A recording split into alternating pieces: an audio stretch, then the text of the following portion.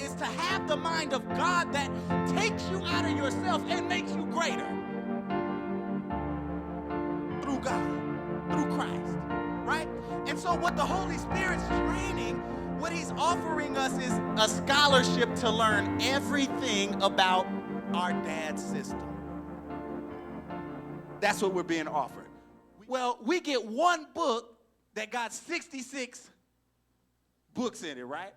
And through these 66 books, we are to learn through the Holy Spirit the character of our Father, the character of the Christ, what he did, and then what we are. Now, having this and not reading it, not feeling like it's important, like your spirit doesn't eat this, right? It's like not going to class. You got the scholarship. You got the scholarship. You at the school. But you don't go to none of the classes. You don't go to none of the classes. Right? You could say you go to the Harvard. You could say you're saved.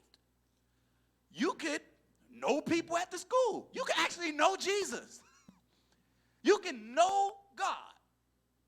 You can know you saved. You can know the siblings and those that labor among you.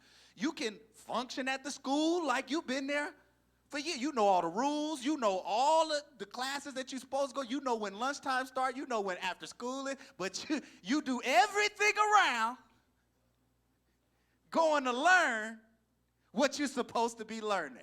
You see? Does this make sense? Well, this is how our walk with God is, to where we don't get the full benefits of being at his school. We don't get the full benefits of operating in his power. We don't get the full benefits of exercising the Holy Spirit through us to help somebody, because we won't get trained. We won't read how it say to do it. We don't even know the image because we ain't never read about him. What did Jesus do?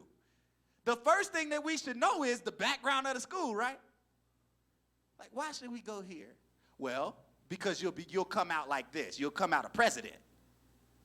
We'll come out like Jesus.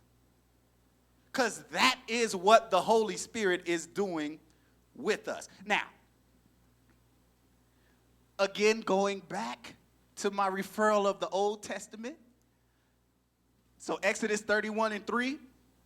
And I have filled him with the Spirit of God in wisdom and ability, in understanding and intelligence and in knowledge and in all kinds of craftsmanship, to devise skillful works, to work in gold and in silver and in bronze. Now, this was all Holy Spirit, the same way Samson's strength was who? It was because he went to the gym. You see? The strength of Samson is just another characteristic of the Father. That's all it is. He is the all power, right? Everything that we saw in the Old Testament when the Holy Spirit came upon there is the same function that's in you today. It's just about what you need to minister. Now, imagine if you needed supernatural strength to minister. You think you would have it? Absolutely, you would. You surely would have it. If the Lord, if you could pick up 2,000 pounds with one hand, and when people see it, they want to get saved. It's only the Holy Spirit. It's the Holy Spirit. It's not your strength. It's the Holy Spirit's strength, right?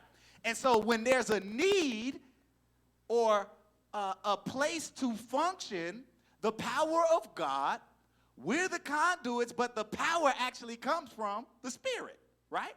Jesus was able to do all of that through the Spirit. And so it says that he got, with the Spirit of God, wisdom, ability, understanding, intelligence, knowledge, and, if you notice, craftsmanship. Did y'all see that part up in there? Now, who moved upon the waters when the Lord said in the beginning, let there be? The Holy Spirit was doing all. Let there be light. Let us make man. Let us do this. the Holy Spirit doing all of the action, providing the power to execute the mind and will of God. Does that make sense? And so this craftsmanship, now we know that our Father is a master craftsman.